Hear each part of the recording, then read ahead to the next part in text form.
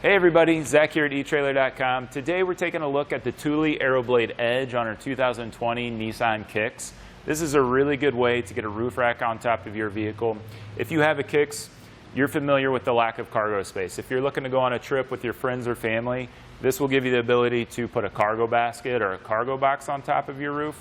But also you can put a roof bike rack, ski and snowboard carrier up there. You have a lot of capabilities of getting different stuff on top of your roof. One thing that stands out with this style roof rack is the edge system, how it ends in the foot pack. So a lot of the crossbars that you'll see, they'll stick out past the foot pack. So they'll go out like this far, and that's really good at allowing you to carry more gear on top of your roof. But this style gives you more of a factory look. It's a little bit more sleek, and I think the Kicks, pretty stylish vehicle, so I think this is a really good way to go. Now, if you're looking to maximize space, there are definitely other options out there to get some longer crossbars, but I think that this is a really nice way to have a good-looking roof rack, but also be able to carry a good amount of gear. Now, this is an arrow-shaped design, so it's going to cut down on wind, noise, and drag. No roof accessory is going to be so aerodynamic where it's not completely noticeable, but I think if you're just driving at a normal radio volume, you're not really going to get too much noise compared to some other styles out there, like the old traditional square bars. And if I take this end cap off here, use a flathead screwdriver, and that's a plastic lock core right there. This comes with it. I would definitely swap those out for the metal lock cores that Thule offers.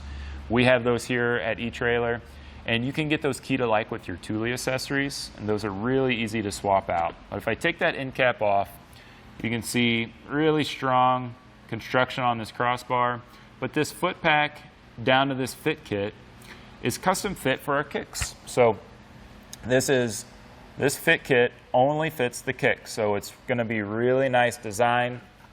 They've done a good job of getting everything in place, so we've got a really nice strong fit. And if we get this back in place, get that lock core, we're ready to get stuff loaded up. Now, when it comes to the usable space with this crossbar, we are losing some, not only because it doesn't extend out further, but the way this foot pack and this end cap goes over part of it. So let's see what we have right here. Usable crossbar space, we're at about 30¼ inches on this front bar, and the rear crossbar is 29 inches. So that's a good amount of space. We can definitely get a basket, a box, a couple bike racks, a kayak carrier, all kinds of stuff up here. So even though we're losing some capacity, still have a good amount of range there. Now, when it comes to the crossbar spread, this is a fixed mounting location, the way that our flush rail on our Kicks is installed. So the crossbar spread, I'm going to go center to center on these crossbars. This will help you out if you already have some accessories. This measures at about 28¼ inches center to center. So that's a pretty standard crossbar spread. Most roof rack items are going to fall within some sort of range where that 28½ inches is. We don't have a sunroof on our Kicks here today, but just to give you a measurement on the amount of space down here, if you do have one, this is about 3 inches to the lowest spot from the roof here to the bottom of our crossbar, and then the top of this is going to measure about a little over 4 inches from the roof to the top of our crossbar. So good amount of space there. You're going to be able to get most accessories in place, and even if you do have a sunroof on yours, I don't think you're going to have any issues with that. Now, when it comes to how much stuff you can put on this roof rack, it has a weight capacity of 165 pounds. But always double check your owner's manual to see what your roof can withstand and go with whichever of those two numbers is the lowest. With this being custom fit and it mounting right into those mounting locations, the installation's not too difficult, has a few extra steps compared to some others, but let's just walk you through how we got this put in place. To begin our installation, I already have the front crossbar installed, but the rear one will install the same way. It's the same exact parts. We're just putting it in the rear fixed point. So what I'm going to do is I'm going to start with this rubber piece and this metal plate here for our fit kit. And I'm going to slide this plate through the center of this rubber piece. So just like this. So then what we can do is just kind of have those prepped. We'll do the other one the same way.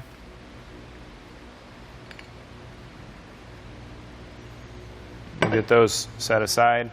Next, I'm going to take a small flathead screwdriver and I'm going to prep the mounting locations for these. So we can grab a couple of our pieces. I'm going to grab these bolts here. I'll grab 2 of those and 2 of these spacers and just 1 of our fit kit pieces right here, and we'll head on to the roof. So I'll take that screwdriver and I'm just going to gently pry out on these pieces right here. We don't need to be really rough with it, so we don't want to run the risk of scratching our vehicle. You can see those pop out pretty easily. We'll set those aside. Now, I like to put a small towel on top of my roof so I don't set my hardware in place and potentially scratch it, or it's not rolling all over the place. And then what we can do is we can take that piece that we put together, and what I like to do is, you can see where this is going to mount up with those holes. But what we need to do first is take one of the spacers. And what I like to do is take the spacer, get it inside there. There's already a head on the hardware that's holding this in place. But I will get this started right here, just barely. And that will allow me to hold this in place. So you can see I just slide that right there. And then I can take this other one and do the same thing. But not going to be able to slide that in place, so we can just start threading that through. So I'll get those started. And then I can grab my included tool and start tightening those down. Now this comes with the kit, and this has a very specific indention on it. You won't be able to use just a standard hex key to remove this. So that's kind of a nice feature about making sure that this will stay on your roof. And we will just kind of go back and forth and tighten those down.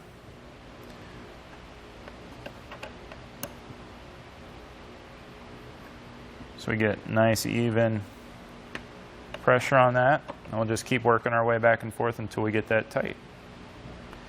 And then once we get that pretty tight, we can just repeat the same process for the other side. Now we can place our bar on our roof. Now, if you have a hard time reaching this across, it's not a bad idea to grab a friend to place this down. But you just want to be very careful. And what I like to do is, you can see this is kind of loose right now. I'll extend it out all the way. So I'll make sure these feet are extended out all the way. And then what I'll do is I'll gently place this on there until I find that right fit. What we're looking for is to place this section of our crossbar on the inside of this pack right here. So I'll extend this out, and then we can take one of these bolts right here, and we're going to mount it right through there. Now, you can see right there is where it's going to install. Those are threaded, and you can see they're kind of angled down. So what I'm going to do is just use my tool and try to get it to rotate around. There we go. So now it's lined up. So I like to just pull this little tab down. You don't need to put a lot of pressure on it because you don't want to tear it. We'll get that down and we'll start threading these bolts in place. We'll get this one installed as well. You may have to kind of change the pitch of the foot pack here to fit where it's at, because the roof is not a perfectly straight line.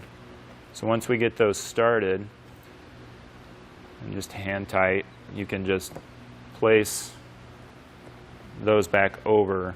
And if you can get that bolt to fit through there when you're tightening that down the first time, go right ahead. I just have a hard time getting it to fit through all the way. But I'm not going to tighten these down all the way just yet. I'm going to go to the driver's side and I'm going to repeat this same process. Once that side's started, we can begin tightening this down with the included tool. This one's just a little bit different. And we're just going to go back and forth, get a nice even tightness on all of the sides here. And we'll just kind of work our way back and forth until we get it tightened down all the way. Once you get those tightened down all the way, the next thing we need to do is secure where our crossbar is within the footpack. So you can see it comes a little loose. So it allows you to kind of adjust it within the footpack so you get a nice even fit. And there's a little ruler on the top here that kind of makes it a little bit easier to know where you're at on each side. So once you get that secured to where you need to be, we can tighten this down, and we'll just use that same included tool and we'll just tighten this down. The next step is to put on our end caps. I went ahead and did the driver's side. Pretty simple, just slide them in place, get them to line up, and then you can put in your plastic lock core, pop them in there, and then you can just take a flathead screwdriver and get those to lock in place. There's a few extra steps in here compared to some other roof racks, but I think this is a really nice looking roof rack. I like the streamlined look compared to the style with the overhang. As I mentioned earlier, when you have that overhang, you can fit a few more accessories on here, but I think the looks of this roof rack for the Kicks is a really cool way to go. But that's going to do it for our look at the Thule AeroBlade Edge on our 2020 Nissan Kicks.